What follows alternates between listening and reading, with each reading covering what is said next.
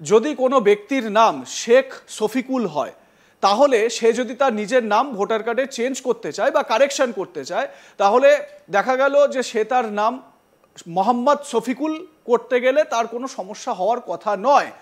কিন্তু যদি সেই ব্যক্তি, সেই শেখ শফিকুল যদি নিজের নাম সিন্টু মণ্ডল করতে চায়, তাহলে তো একটা সমস্যা আসে। সেইখানেই তো প্রশ্নগুলো আসে যে একজন ব্যক্তি যিনি ধর্মে মুসলমান বা ইসলাম ধর্মাবলম্বী, তিনি কি করে হিন্দু নাম তিনি নিয়ে নিতে পারছেন?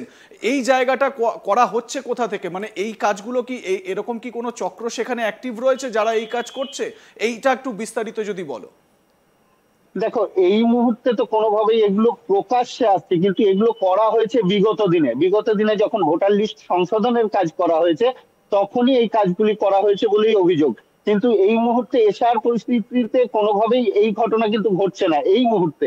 কিন্তু বিগত দিনে করা হয়েছে বলেই 2025-এর যে ভোটার লিস্ট, সেই 2025-এর ভোটার লিস্টে বিশেষ করে তিনি উল্লেখ করেছেন জলঙ্গির যে ভোটার লিস্ট, সেই জায়গাটা কিন্তু উল্লেখ করেছেন যে এই এলাকাতে ব্যাপক হারে হয়েছে। শুধু এই এলাকা নয়, বর্ডার সীমান্তবর্তী যে সকল বিধানসভাগুলি আছে সবগুলিতেই এই ধরনের আছে, তারই পরিসংখ্যান দেখিয়েছে। তবে বিগত দিনে এই ধরনের কারচুপি করা হয়েছে, তিনি সে কথাও বলেছেন। এবং সাখারাব সরকার তিনি এই কথাও অভিযোগ করেছেন যে এই লিস্ট একাধিকবার জেলা প্রশাসনকে তিনি দেওয়ার চেষ্টা করেছেন। বিগত দিনের যিনি জেলা প্রশাসককে বসেছিলেন তাকেও দেওয়ার চেষ্টা করেছেন, এবং এই প্রশাসককেও দেওয়ার চেষ্টা করেছেন, কিন্তু কোনোদিন দিয়ে উঠতে পারেননি।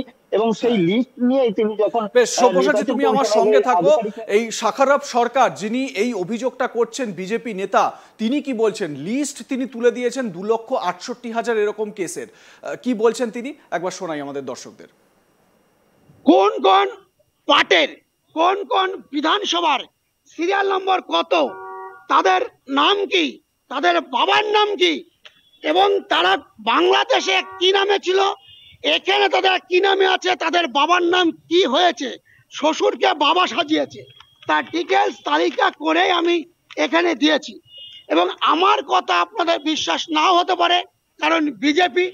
আপনি এখানে দেখুন, ভোটার লিস্ট নিয়ে এসছি, ভোটার লিস্টে কোন বিধানসভা কত নম্বর পার্ট, সেই পার্টের সিরিয়াল নম্বর কত আমি মার্ক করে দিয়েছি। সেই মার্ক অনুযায়ী আপনার প্রয়োজনে সেই ভোটার লিস্ট অনুযায়ী তাদের কাছেও যেতে পারেন। আমি অনুরোধ করব তাদের আধার কার্ড চেক করুন, এবং দেখবেন তার বইয়ের আধার কার্ডে যা বাবার নাম, তার স্বামীর আধার কার্ডেও তার বাবার নাম এক। একদমই গুরুত্বপূর্ণ এবং মারাত্মক বেশ কিছু অভিযোগ, এবং এই ডেটাগুলো তুলে দেওয়া হয়েছে বিজেপির এই নেতার তরফ থেকে। এবং জেলায় জেলায়, বিশেষ করে যে সীমান্তবর্তী যে জেলাগুলো রয়েছে, যেরকম মালদা রয়েছে, যেরকম দিনাজপুর রয়েছে, যেরকম উত্তর 24 পরগনা রয়েছে, এই যে সীমান্তবর্তী যে জায়গাগুলো, এই জায়গাগুলোতে এই ধরনের অভিযোগ বা এই ধরনের বিষয় হওয়াটা কিন্তু অস্বাভাবিক কোনো বিষয় নয়। তুমি সব্যসাচী আমার সঙ্গে থাকো। আমি একটু স্টুডিওতে আমার সঙ্গে রয়েছেন তাপস সেনগুপ্ত, আমার অপর সহকর্মী। তাপস, তুমি হাকিমপুর চেকপোস্টে গিয়েছিলে, সেখানে দেখলে যে সেখানকার মহিলারা, বাংলাদেশি মহিলা পুরুষ, তারা সেখানে ভিড় জমি রয়েছে ওপারে যাওয়ার জন্য। কারণ হচ্ছে গিয়ে এসআইআর এর নথি তাদের কাছে নেই, তারা দেখাতে পারবেন না।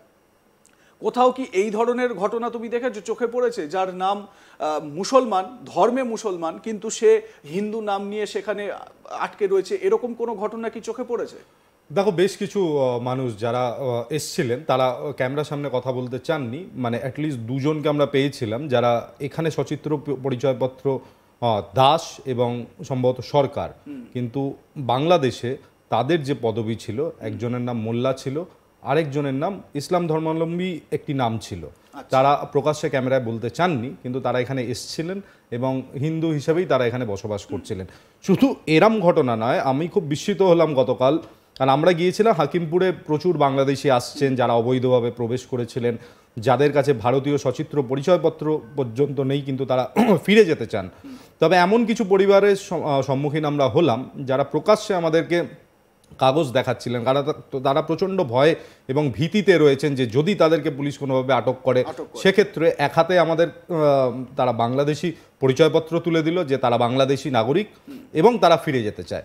অন্যদিকে আমরা যখন জানতে চাইলাম ভারতীয় হওয়ার কোনো ডকুমেন্টেশন আছে কিনা, তাতে দেখলাম সেই পরিবারের প্রত্যেকেরই আধার কার্ড রয়েছে, ভোটার কার্ড একজনের ছিল, মিঠু মোল্লা বলে এক ব্যক্তি, এবং তার সাথে যখন আমরা কথা বলতে শুরু করলাম সে বলল যে সে বিগত কয়েক বছরে 3বার ভোটাধিকার প্রয়োগ করেছে। মানে কতটা মারাত্মক ভাব, ভোটাধিকার প্রয়োগ করেছে। তার ভোট যে রাজনৈতিক দলকেই যাক, তার মানে তাকে কিন্তু ভোটিং পার্সেন্টেজের মধ্যে ইলেকশন কমিশন কাউন্ট করেছে।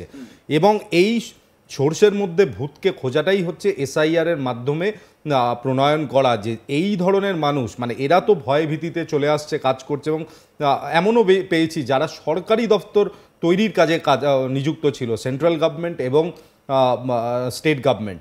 কারণ তারা যদি ঠিকা শ্রমিক হিসেবে সেই সব জায়গায় মিস্ত্রি হিসেবে কাজ করে, ধরে নাও যদি জিআরএসি বা অন্য কোনো বড় সংস্থা সিপিডাব্লিউডির আন্ডারে যদি কোথাও কাজ করে, তাহলে এই সব সেন্সিটিভ জায়গায় কিন্তু তাদের যখন ভেরিফিকেশন হয়েছে, আধার কার্ড, ভোটার কার্ড সব ক্রস ভেরিফাই করে কিন্তু বোঝা গেছে আপাতভাবে কি তারা ভারতীয় নাগরিক, তাই সেখানে তারা কাজ করতে পেরেছেন।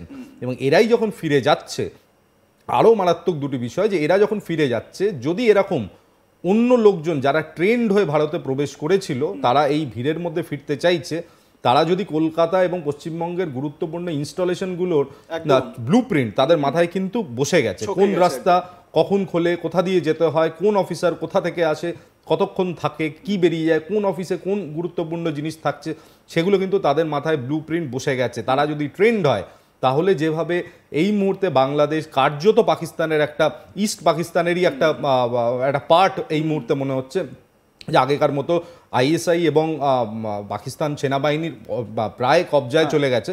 তো সেক্ষেত্রে কিন্তু বড় চিন্তার কারণ। তবে গোয়েন্দা সংস্থাদের আরও একটি চিন্তা তাড়িয়ে বেড়াচ্ছে, সেটা হলো যে বাংলাদেশিরা বিভিন্ন সময় অনেক বড় ছোট ক্রাইম করে।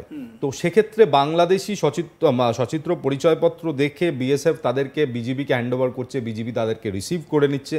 এর মধ্যে এমন কোনো ক্রিমিনাল বা ক্রিমিনালরা নেই তো যারা এখানে কোনো মানে ভয়াবহ ঘটনা ঘটিয়ে তারা এখন এই ভিড়ের আড়ালে নিজেদেরকে বাংলাদেশি বলে পালিয়ে যাচ্ছে। সেক্ষেত্রে কিন্তু অনেক ইনভেস্টিগেটিং কেস যেগুলো এখনো ইনভেস্টিগেশন চলছে, সেগুলো কিন্তু অথই জলে পড়বে একেবারে। এবং ঠিক এই জায়গা থেকেই যেরকম তাপস বলল, যে এই জায়গা থেকেই আশঙ্কার জায়গা তৈরি হয় যে এই ভিড়ের নেপথ্যে বা এই ভিড়ের আড়ালে ষাট শেখ বা ইখতিয়ারের মতন জিহাদি বা ইমানুল হাসানের মতন জিহাদি এরা লুকিয়ে নেই তো, এই প্রশ্নগুলোও কিন্তু থাকে।